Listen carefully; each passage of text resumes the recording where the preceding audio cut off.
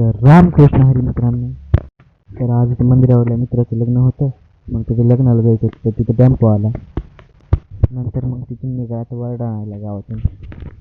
मग वरड आणलं आणि निघालात घरी. मग मंदिरावर आला तिथली माणसं भरली टेम्पोमध्ये आणि निघाला लग्नाला.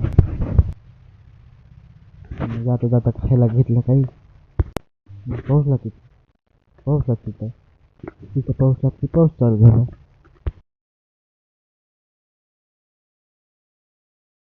नंतर मग लग्नाच्या टायमाला शिवरायांची आरती केली. मग लग्न लागले.